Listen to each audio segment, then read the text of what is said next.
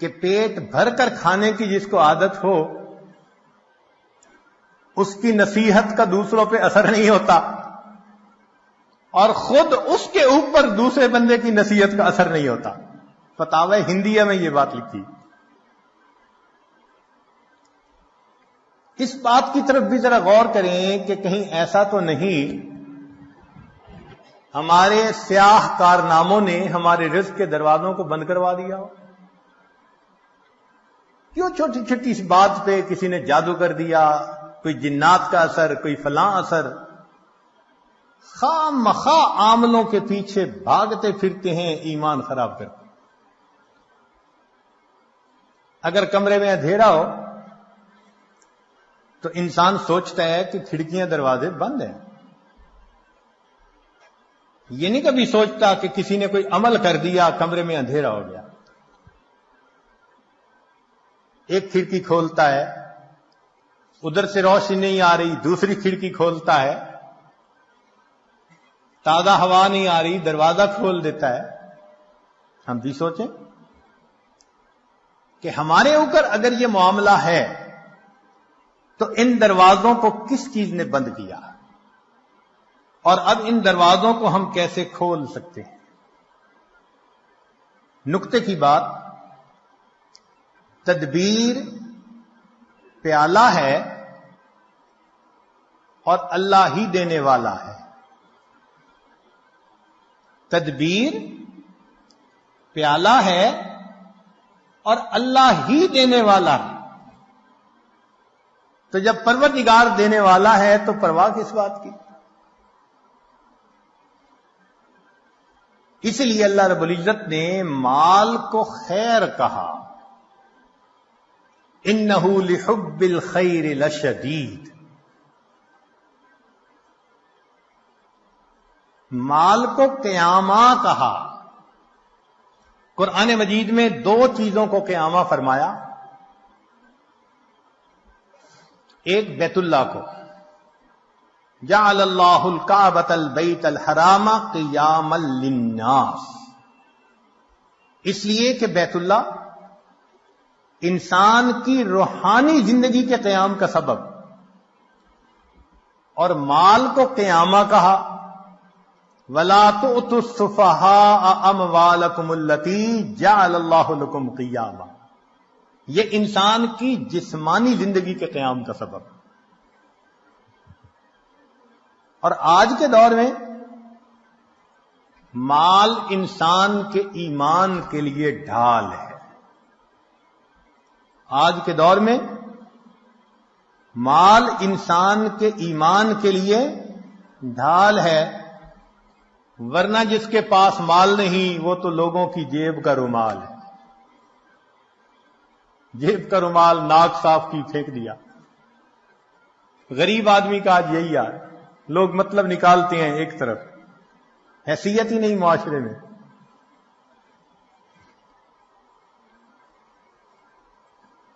رزق کے معاملے میں دو باتیں اہم ہیں۔ ایک تو یہ کہ رزق بھی انسان کو تلاش کرتا ہے، موت بھی انسان کو تلاش کرتی ہے، مگر رزق موت سے زیادہ تیز رفتار ہے، موت سے پہلے بندے تک پہنچتا ہے۔ اور دوسری اہم بات کہ سود کا کام کرنے سے انسان اللہ کا دشمن بنتا ہے، اللہ سے جنگ کرتا ہے۔ جو چٹان سے سر مارے گا سر ہی پھوڑے گا،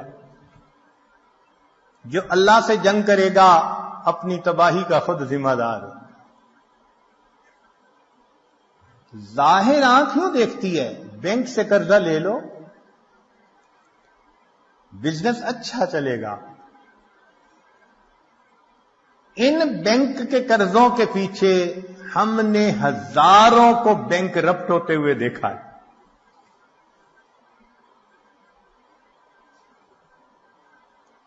تو سود کی وجہ سے مال کی برکت ختم، اور زکوٰۃ کے ادا کرنے سے مال کی برکت شروع. جس بندے نے زکوٰۃ نکالنی شروع کر دی اس کے مال میں اللہ نے برکت ڈالنی شروع کی. اور برکت کس کو کہتے ہیں کہ وہ رزق انسان کے لیے کافی وافی شافی ہو جاتا ہے, غیروں کے سامنے ہاتھ نہیں پھیلانے پڑتے. جتنا ہوتا ہے انسان پرسکون زندگی گزارتا ہے.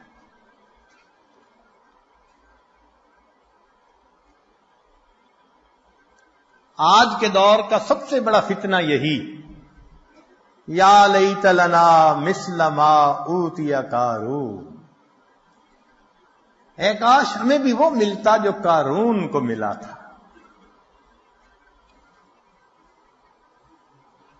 اللہ تعالی ارشاد فرماتے ہیں, نحن قسمنا بینہم معیشتہم, ان کے درمیان معیشت کو ہم نے تقسیم کیا.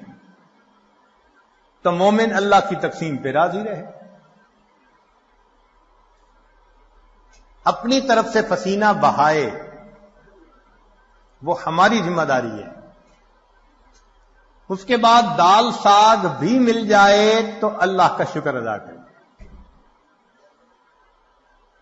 داؤد علیہ السلام کو فرمایا گیا کہ اے داؤد, اگر تجھے کھانے میں کبھی سڑی ہوئی سبزی ہی مل جائے تو سبزی کو نہ دیکھنا, اس بات کو دیکھنا کہ میرے پروردگار نے جب رزق کو تقسیم کیا تو میں اسے یاد تھا. بھیجنے والا تو وہ ہے نا, اس نے یاد رکھا. اس سے بڑی اور کیا بات ہو سکتی.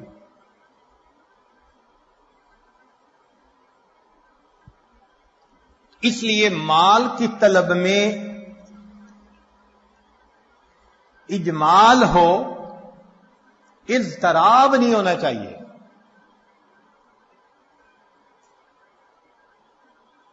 ایسے نہ ہو کہ انسان دوسرے کی جیب کی طرف دیکھ رہا ہو کہ یہ تو خود نکال کے دے دے ورنہ میں اس کا گریبان پکڑ کے اس سے چھین لوں.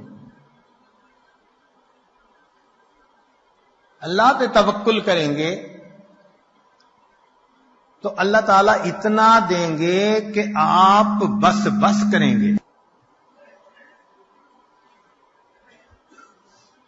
چنانچہ مال سے ہر کام دنیا کا نہیں سنورتا. آج جتنے مال والے زیادہ اتنے پریشان زیادہ, اتنے بیمار بھی زیادہ. مال سے انسان اینک تو خرید سکتا ہے, بہنائی تو نہیں خرید سکتا. مال سے انسان اچھی غذا تو خرید سکتا ہے, اچھی صحت کو تو نہیں خرید سکتا. مال سے انسان اچھے کپڑوں کو تو خرید سکتا ہے, خوبصورتی کو تو نہیں خرید سکتا. مال سے انسان دوائیاں تو خرید سکتا ہے, صحت کو تو نہیں خرید سکتا. اور مال سے انسان جسم کو تو خرید سکتا ہے, کسی کے دل کی محبت کو تو نہیں خرید سکتا. کتاب کو تو خرید سکتا ہے, علم کو تو نہیں خرید سکتا. تو دنیا میں بھی مال سے ہر کام نہیں ہوتا. اس لیے جتنا اس کا مقام ہے اس کو وہیں پہ رکھا جائے. اللہ تعالی ارشاد فرماتے ہیں, وَمَا خَلَقْتُ الْجِنَّ وَالْإِنسَ إِلَّا لِيَعْبُدُونِ, کہ انسانوں اور جنوں کو عبادت کے لیے پیدا کیا. مَا أُرِيدُ مِنْهُمْ مِنْ رِزْقٍ وَمَا أُرِيدُ أَنْ يُطْعِمُونِ, ان سے روزی کموانا تو نہیں چاہتے.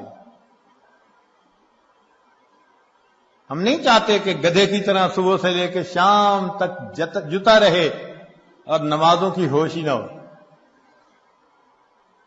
مقصد کو مقدم کرنا چاہیے.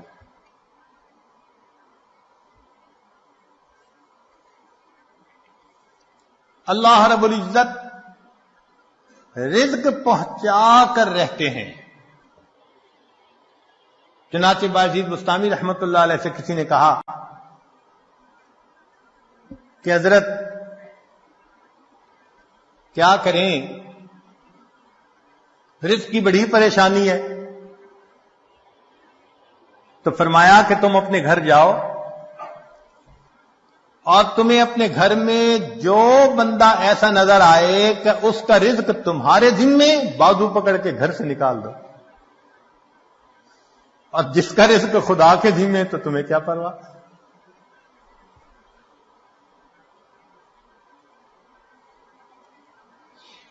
باجید بستامی رحمت اللہ علیہ فرماتے تھے اگر اللہ تعالیٰ ساری مخلوق کو میری عیال بنا دے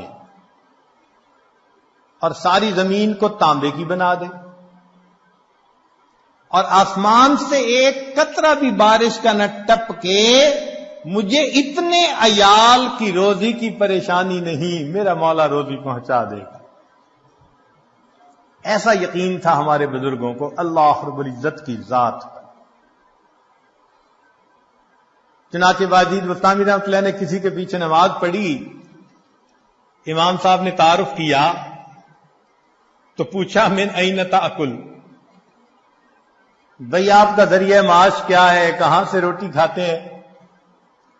تو باجید بستامی رحمۃ اللہ نے جواب دیا اصبر، صبر کرو، حتی اعید الصلاۃ التی صلیتها خلفک، میں وہ نماز لوٹا لوں جو تیرے پیچھے پڑی ہے، حیث شککت فی رازق المخلوقین، اس لیے کہ تجھے مخلوق کے رزق دینے والے کے اندر شک ہو گیا ہے.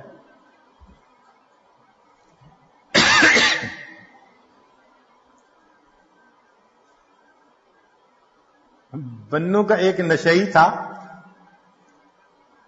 تو کسی نے کہا کہ آٹا مہنگا ہو گیا، کہنے لگا اپنے لیے قیمت بڑھائی ہے، ہمیں تو روزی اسی نے دینی ہے. ایک نشئی کا اللہ پہ توکل دیکھو کہ جی آٹا مہنگا ہو گیا، کہتے اپنے لیے قیمت بڑھائی ہے، ہمیں تو روزی دینی ہے نا.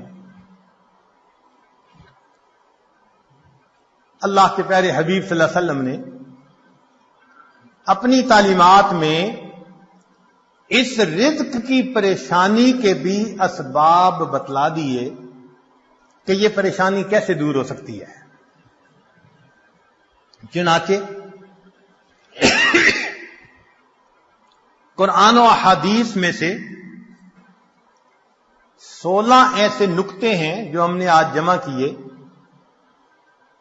ان کو سمجھ لیں کہ یہ چابیوں کا ایک گچھا ہے، 16 کنجیاں ہیں، ہر کنجی رزق کا دروازہ کھولتی ہے. اور یہ بتانے والا کوئی عام عامل نہیں ہے، یہ سید الاولین والآخرین اللہ کے پیارے حبیب صادق الامین، جس زبان سے ہمیں قرآن ملا اسی زبان سے ہمیں نبی علیہ السلام کا فرمان ملا. انہوں نے یہ بات بتائی تو دلوں میں ہم یقین کر کے ان باتوں کو سنیں اور ان اعمال کو اپنائیں اور رزق کے دروازوں کو آنکھوں سے کھلتا دیکھیں.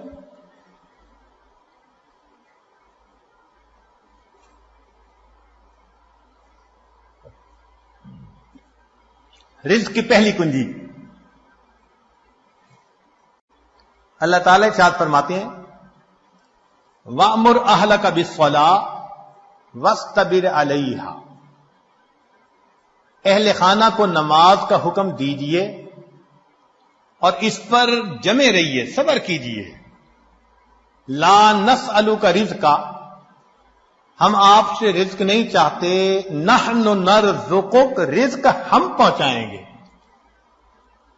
اس آیت مبارکہ میں اللہ رب العزت ایک وعدہ فرما رہے ہیں اور وہ پروردگار وعدے کو نبھانا جانتا ہے.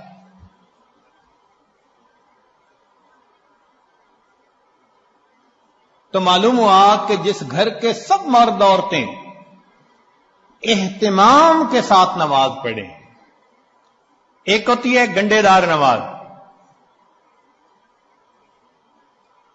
مرد ہیں تو جماعت نماز کا اہتمام نہیں، عورتیں ہیں تو گھر کے کام مقدم، بس بھاگی دوڑی میں قضا ہوتے ہوتے نماز. ایسی نماز نہیں، اہتمام کے ساتھ نماز. تو جس گھر کے سب لوگ اہتمام سے نماز پڑھیں، یہ نہ ہو کہ عورت کھڑی تو مصلی پہ ہو جائے اور ہاتھ باندھ کر کپڑوں کی آپس میں کلر میچنگ کر رہی ہے. مرد مصلی پہ تو کھڑا ہو جائے اور گلی بازار کی سیریں کر رہا ہو. ایسی نماز نہیں. نماز پڑھے جیسے نماز دھیان توجہ کے ساتھ پڑھنی چاہیے. کوشش تو کرے نا اپنی طرف سے دھیان جما کر پڑھنے کی. کوشش پر اللہ کی طرف سے اجر عطا ہوتا ہے. دنیا میں نتائج پر اجر ملتا ہے کہ یہ اچیو کر کے دکھاؤ تب تمہیں یہ ملے گا. اللہ فرماتے ہیں کوشش کر کے دکھاؤ. چنانچہ حدیث پاک میں آتا ہے کہ جو شخص اپنے بھائی کی حاجت براری کے لیے اس کے ساتھ چل پڑتا ہے، اللہ 10 سال کے نفلی اعتکاف کا ثواب عطا فرما دیتا. یہ تو نہیں کہا کہ کام کرواؤ بھائی کا، نہیں. یہ اس اللہ رب العزت کی رحمتوں کی انتہا ہے. فرمایا کہ منزل تک پہنچنا تو تمہارے بس میں نہیں ہے نا، یہ تو مقدر کا معاملہ. ہم تو یہ دیکھیں گے قدم کون اٹھاتا ہے، چلتا کون ہے. تو نماز صحیح اہتمام کے ساتھ پڑھنے کی کوشش کریں. برکتوں کے دروازوں کو کھلتا دیکھیں. میرے مالک نے فرما دیا نحن نرزقک، ہم رزق دیتے ہیں. چنانچہ آپ گھر کے ہر چھوٹے بڑے کو نماز کا اہتمام سکھائیے، رزق ملنے کی قسم یہ عاجز کھا سکتا ہے.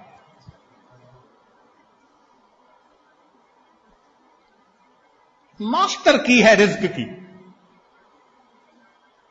کاروبار، نوکری، کوئی بھی مسئلہ ہو رزق کا، اہتمام نماز سے اللہ رب العزت مسئلوں کو حل فرما دیتے. دوسرا عمل کثرت استغفار. قرآن مجید میں ارشاد فرمایا فَقُلْتُ اسْتَغْفِرُوا رَبَّكُمْ إِنَّهُ كَانَ غَفَّارًا يُرْسِلِ السَّمَاءَ عَلَيْكُمْ مِدْرَارًا وَيُمْدِدْكُمْ بِأَمْوَالٍ. تو کثرت ذکر سے اللہ فرماتے ہیں میں مال کے ذریعے سے تمہاری مدد کروں گا.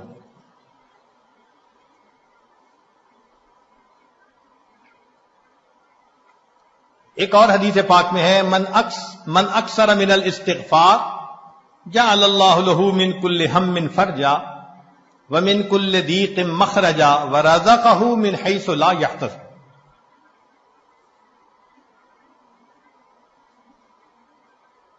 امام قرطبی رحمۃ اللہ علیہ فرماتے ہیں گناہوں کی معافی مانگنے سے بارش ملتی ہے، اللہ رب العزت قوموں کے رزق کو وسیع فرما دیتے ہیں. تیسرا عمل انفاق فی سبیل اللہ، اللہ کے راستے میں نیک کاموں میں خرچ کرنا. چنانچہ اللہ رب العزت ارشاد فرماتے ہیں وما انفقتم من شیء فهو یخلفہ. تم اللہ کی راہ میں جو خرچ کرو گے اس کا بدلہ مل کر رہے گا، ریٹرن مل کر رہتا ہے. یہ نہیں ہو سکتا کہ اللہ کے راستے میں خرچ کرو اور ملے نہ اس کے بدلے. یہ جو انفاق ہے یہ لفظ بنا نفق سے. نفق کہتے ہیں سرنگ کو، اور سرنگ میں انسان ایک طرف سے داخل ہو کر نکلتا ہے پھر دوسرا داخل ہو سکتا ہے. تو فرمایا کہ تمہارے پاس جو پہلا رزق ہے اس کو نکالو گے تو دوسرا آئے گا نا.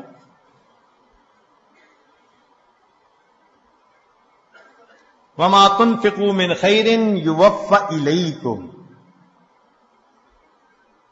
فرمایا انفق ينفق علیک، تم خرچ کرو اللہ تم پر خرچ کرے گا۔ عبداللہ ابن عمر اللہ عنہ فرمایا کرتے تھے ان للہ اقواما اختصهم بالنعم لمنافع العباد، اللہ کے کچھ بندے ایسے ہوتے ہیں اللہ نے ان کو اپنے بندوں کے منافع کے لیے مخصوص کر دیا، ان کی ذات سے اللہ کے بندوں کو نفع ملتا رہتا ہے، یہ ان کا چارٹر آف ڈیوٹی ہوتا ہے، جو ان کو ملتا ہے وہ ان کے اپنی ضرورت کے لیے صرف نہیں ہوتا، وہ دوسروں تک پہنچانے کے لیے ہوتا ہے۔ جو ڈاکیا ڈاک پہنچاتا رہے اس کی ترقی ہوتی رہتی ہے، اور جو ڈاک نہ پہنچائے تو اسے اپنی نوکری سے معزول کر دیتے ہیں۔ چنانچہ کتنے لوگوں کو آپ نے دیکھا ہوگا کہ بڑا اچھا کام چلا، کاروبار چلا، پھر یکدم ٹھپ۔ وجہ کیا بنی؟ کہ جو ملا تھا وہ سارا ان کا نہیں تھا، اس میں اللہ کے لیے خرچ کرنا تھا، مسکینوں پر، بیواؤں پر، طلباء پر، دین کے راستے میں، فلاحی کاموں میں۔ یہ خزانے کے سانپ بن کر بیٹھ گئے، بینک بیلنس چیک کرتے ہیں، آج اتنے ملین اور آج اتنے ملین، اوپر سے ڈاکانی بند ہو گئی۔ کہتے ہیں جی ایک وقت تھا مٹی کو ہاتھ لگاتے تھے سونا بنتی تھی، حضرت صاحب آج تو سونے کو ہاتھ لگائے مٹی بنتا ہے، کسی نے کچھ کر دیا ہے؟ جی بالکل آپ نے خود ہی تو کیا ہے۔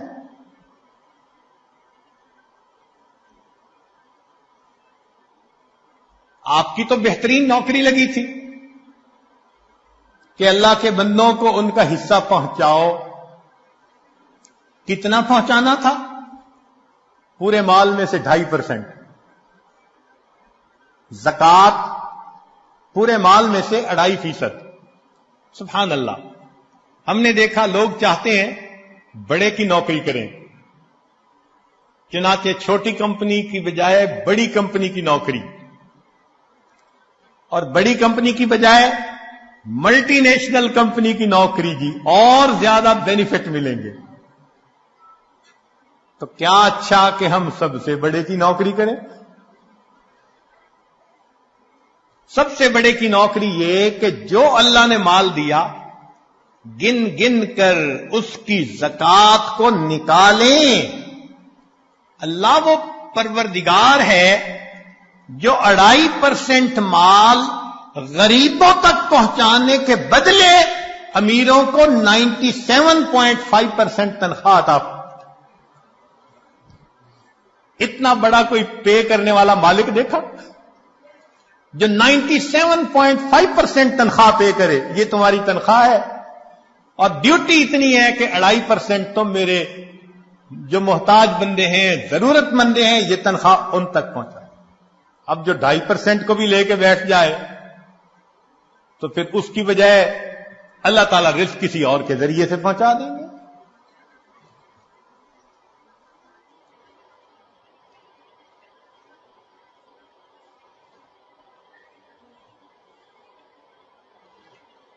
رابعہ بصریہ کے پاس مہمان آ گئے،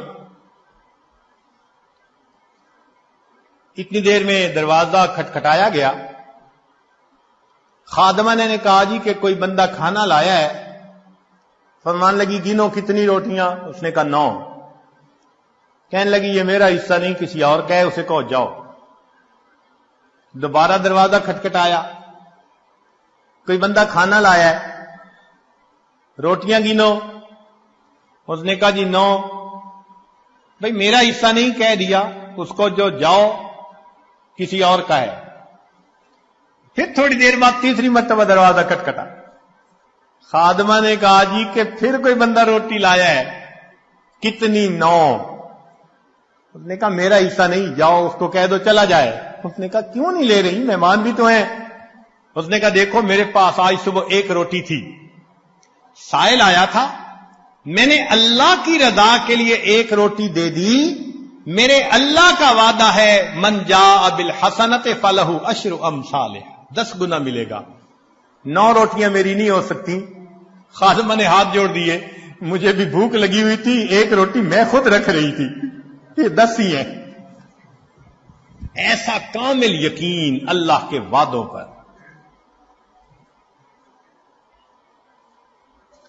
حبیب اجمی رحمت اللہ علیہ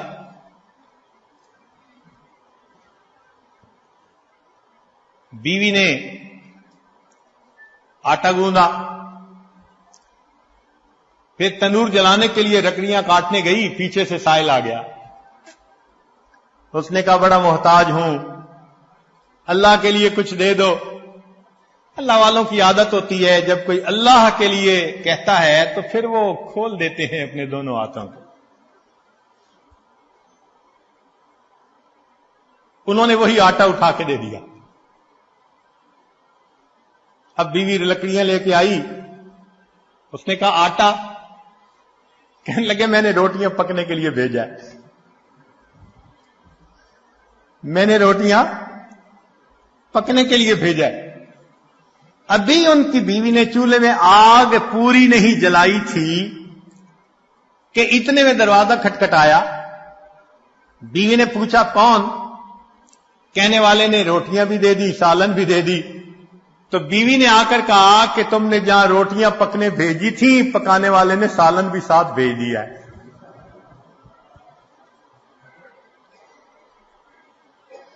اللہ کے راستے میں خرچ کرنے کی ایک حلاوت ہے، وہ حلاوت جس کو مل جائے اس کو پھر فکر نہیں ہوتی، سب غموں سے آزاد۔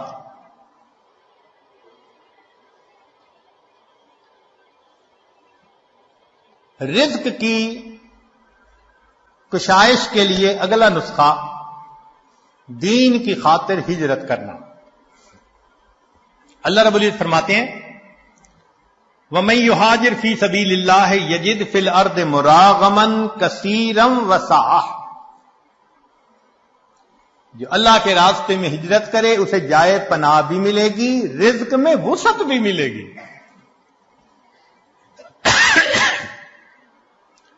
رزق بڑھانے کی اگلی کنجی تقوی کا اختیار کرنا۔ ارشاد باری تعالی ہے وَلَوْ أَنَّ أَهْلَ الْقُرَىٰ آمَنُوا وَاتَّقَوْا لَفَتَحْنَا عَلَيْهِمْ بَرَكَاتٍ مِّنَ السَّمَاءِ وَالْأَرْضِ، اگر یہ بستی دیسوں والے ایمان لاتے، تقوی کو اختیار کرتے، ہم آسمان اور زمین سے برکتوں کے دروازے ان پر کھول دیتے۔ ایک جگہ فرمایا لَأَكَلُوا مِن فَوْقِهِمْ وَمِن تَحْتِ أَرْجُلِهِمْ، ہم ان کو وہ نعمتیں کھلاتے جو اوپر آسمان سے اتارتے ہیں اور وہ نعمتیں کھلاتے جو نیچے زمین سے نکالتے ہیں۔ فرمایا وَمَن يَتَّقِ اللَّهَ يَجْعَل لَّهُ مَخْرَجًا وَيَرْزُقْهُ مِنْ حَيْثُ لَا يَحْتَسِبُ، اللہ تعالیٰ ایسی طرف سے رزق دیتا ہے کہ جس کا وہم و گمان ہی نہیں ہوتا۔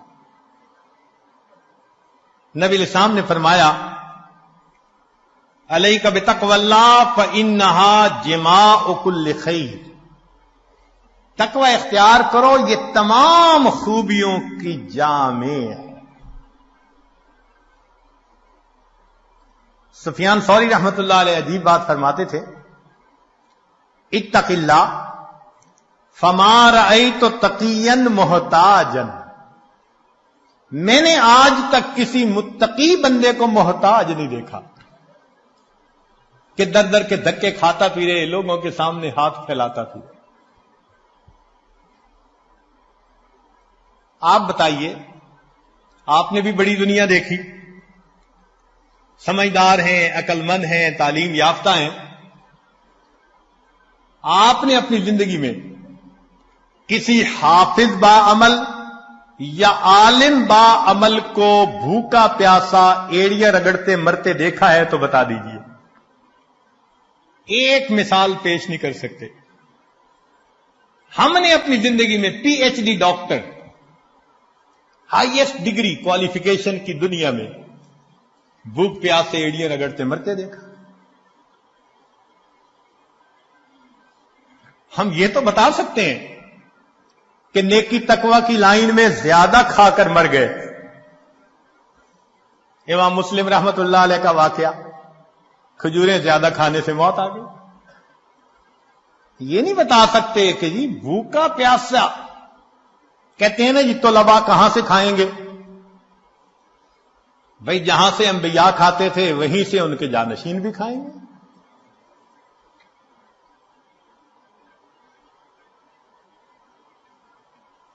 تو موٹی سی بات ہے کہ رزق اللہ دیتا ہے، تقوی کی وجہ سے اللہ رزق کے دروازے کھول دیتے ہیں. پانچویں بات، کثرت عبادت. حدیث مبارکہ، ابن آدم تفرغ لعبادتی املأ صدرک غنا واسد فقرک. اے اولاد آدم، تو اپنے آپ کو میری عبادت کے لیے فارغ کر، میں تیرے سینے کو غنا سے بھر دوں گا، تیرے فقر کو بند کر دوں گا. کتنے کھلے اور صاف لفظوں میں، لاؤڈ اینڈ کلیئر بتایا جا رہا ہے، عبادت کرو، ہم تمہارے فاقے کے راستے بند کریں گے، تمہیں غنا عطا فرما دیں گے. اس کی مثال یوں سمجھیے کہ ہم نے عام گھوڑے کی قیمت کا ایک دفعہ پتہ کیا تو 20 سے 25 ہزار میں گھوڑا مل جاتا ہے. اور ایک ہوتے ہیں دوڑ جیتنے والے گھوڑے، ان کی قیمت لاکھوں میں. ہمارے بہت قریبی چودھری صاحب فرمانے لگے جی ہمارے گھوڑے کی قیمت 25 لاکھ روپیہ لگی، ایک گھوڑے کی قیمت. تو عام گھوڑے 20,000، بھاگنے جیتنے کے مقابلے کرنے والے 25 لاکھ. اب اگر 25 لاکھ والے گھوڑے کے مالک کے پاس کوئی جائے، جی میری گدا گاڑی کا کچھ کام ہے، گھوڑا دے دو، میں نے گدے گاڑی میں استعمال کرنا ہے، تو وہ ہنس کے کہے گا تمہارا دماغ ٹھکانے ہے، دوڑ کا مقابلہ جیتنے والے گھوڑے کو گدے گاڑی میں باندھو گے.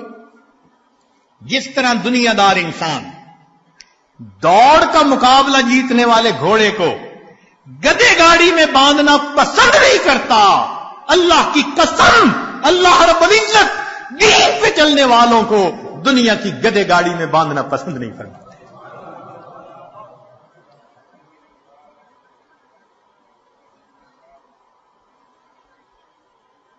اگلی کنجی، کثرت حج اور عمرہ. حدیث پاک میں فرمایا وما ام الرحاج قط، کہ حاجی کثرت سے حج کرنے والا، عمرہ کرنے والا، وہ کبھی محتاج نہیں ہوتا. قیل ومل امار، پوچھنے والے نے پوچھا جی اس کا کیا معنی ہے؟ فرمایا قال ما افتقرا، جو فقر کا تجھے ڈر ہوتا ہے اللہ اس ڈر کو ختم کر دیتا. حدیث پاک میں ہے النفقۃ فی الحج کالنفقۃ فی سبیل اللہ الدرہم ب700، ایک درہم کے بدلے میں 700 درہم ملتے ہیں.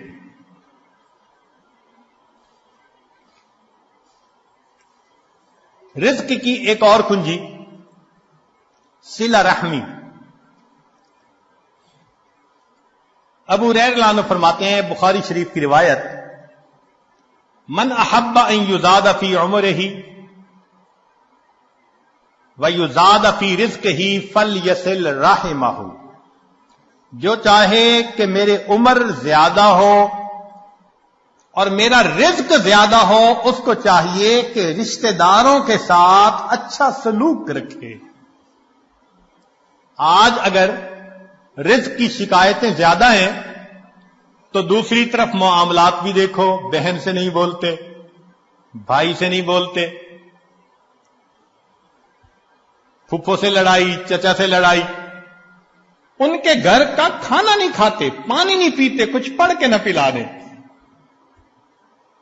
شریعت جن رشتہ داروں کو جوڑنے کا حکم دیتی ہے وَيَقْطَعُونَ مَا أَمَرَ اللَّهُ بِهِ أَن يُوصَلَ،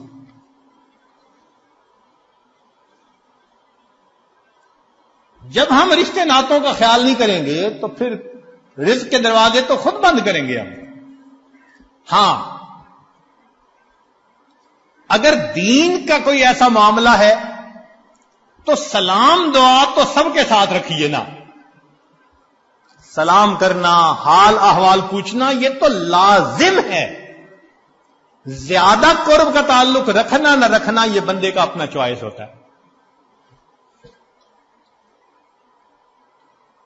ایک اور حدیث میں فرمایا من سرہ ان یمد لہ فی عمرہ، جسے یہ بات اچھی لگے کہ اس کی عمر بڑی ہو، ویوسع لہ فی رزقہ، اس کے رزق کو اللہ کھلا کر دے، وتدفع عنہ میتۃ السوء، اور اللہ اسے بری موت سے بچا لے، فلیتق اللہ ولیصل رحمہ، وہ اللہ سے ڈرے اور صلہ رحمی کرے، اللہ تعالیٰ تینوں انعام عطا فرما دیں گے. 8ویں بات، کمزوروں سے حسن سلوک. اللہ تعالیٰ ارشاد فرماتے ہیں لعلکم ترزقون بضعفائکم، کہ جو تم میں سے کمزور ہوتے ہیں نا ان کی وجہ سے تمہیں رزق ملتا ہے اور تم ان پر خرچ کرتے ہوئے پریشان ہوتے ہو. سچی بات تو یہ ہے کہ رب کریم نے ارشاد فرما دیا وَلَوْ يُؤَاخِذُ اللَّهُ النَّاسَ بِمَا كَسَبُوا، اگر اللہ تعالی عملوں کے اوپر پکڑ فرماتا ما ترک علی ظہرہا من دابہ، زمین کے اوپر کوئی جاندار نہ باقی بچتا. ہمیں جو مل رہا ہے وہ کون سا ہمارے اپنے اعمال کی وجہ سے؟ کیا پتا فقیر کی دعا لگ گئی ہو، کمزور کی دعا لگ گئی ہو، ہم نے کسی کو مورل سپورٹ دی اس کی دعا لگ گئی، کسی کے غم میں اس کا ساتھ دیا اس کی دعا لگ گئی. خوبصورتی دیکھیے دین اسلام کی. آج کون ہے جو یہ کہہ سکے جی کہ ہمیں دین یہ تعلیم دیتا ہے کہ تم اپنے کمزوروں کا خیال رکھو. اگلا عمل، اللہ پہ توکل. وَمَن يَتَوَكَّلْ عَلَى اللَّهِ فَهُوَ حَسْبُهُ،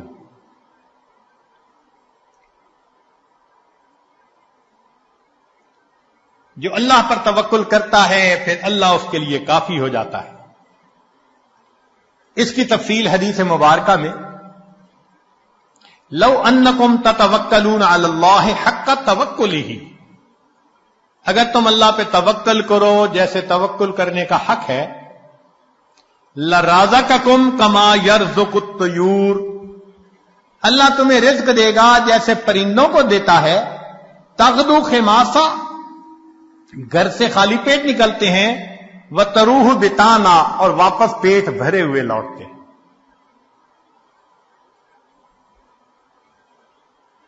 اگلا عمل، اللہ کی نعمتوں کا شکر ادا کرنا. چنانچہ فرمایا لا یرزق اللہ عبدا الشکر فیحرمہ الزیادہ لأن اللہ یقول لئن شکرتم لأزیدنکم. جس بندے کو شکر کی توفیق مل جائے اس کا رزق کم نہیں ہوتا، چونکہ اللہ کا وعدہ ہے کہ جو شکر ادا کرتا ہے میں اس کے رزق کو، اس کے نعمتوں کو اور زیادہ کر دیتا. عمر بن عبدالعزیز رحمۃ اللہ علیہ کا ایک خوبصورت قول ہے قیدوا نعم اللہ بالشکر للہ، اللہ کی نعمتوں کو شکر ادا کر قید کر لو. جس نے اللہ کی نعمت کا شکر ادا کیا اس نے نعمت کو قید کر لیا، اس کے پاس ہی رہے گی. ابن عطا اسکندری رحمۃ اللہ علیہ، ان کے حکم بہت معروف ہیں. ہمارے بزرگ علماء رمضان المبارک میں اس کی مستقل مجالس کیا کرتے تھے. ان کے حکم کو پڑھیں تو یوں لگتا ہے کہ اللہ نے اس امت میں بھی لقمان علیہ السلام کا ایک نمونہ پیدا کر دیا. کیا عجیب باتیں کہی ہیں. تو شکر کے بارے میں ان کا ایک قول ملفوظ، جنہیں عربی کا تھوڑا سا بھی ذوق ہوگا نا، وہ تو سن اور پڑھ کے وجد آتا ہے. یہ جامعہ الازہر کے استاد بھی رہے، اور اس جامعہ کو جو پوری دنیا کے اندر ایک مقام ملا، وہ ایسے ہی متقی باخدا بزرگوں کی وجہ سے. فرماتے ہیں من لم یشکر النعم فقد تعرض لزوالها، جو نعمت کا شکر ادا نہیں کرتا وہ اپنی نعمتوں کو چھن جانے کے لیے پیش کر دیتا ہے. اللہ مجھ سے یہ چھین لو.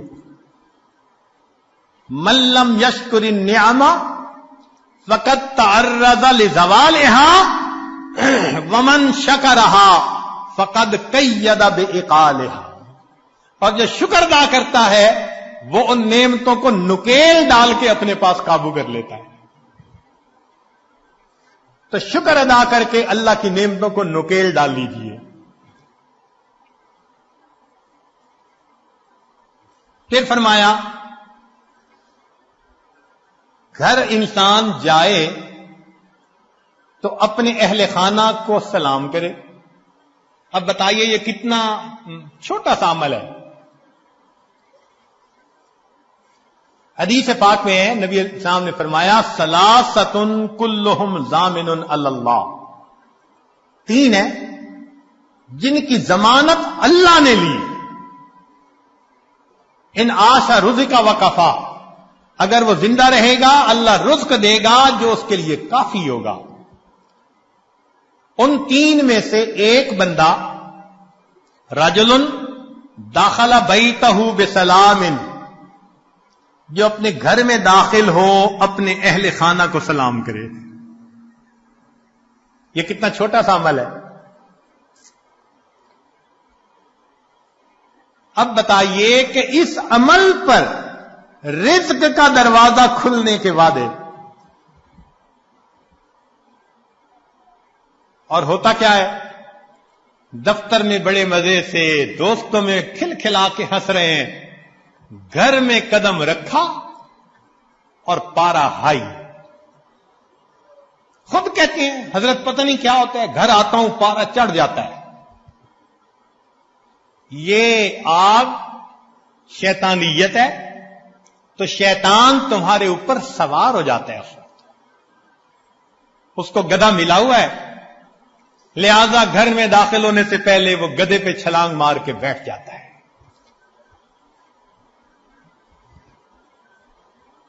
نبی علیہ الصلوۃ والسلام کا عمل، سیدہ صدیقہ لانا فرماتی ہیں کہ اللہ کے پیارے حبیب صلی اللہ علیہ وسلم جب بھی گھر میں داخل ہوتے مسکراتے چہرے کے ساتھ آتے تھے، اہل خانہ کو سلام کیا کرتے تھے. اتنے سے عمل پہ رزق کی پریشانی ختم.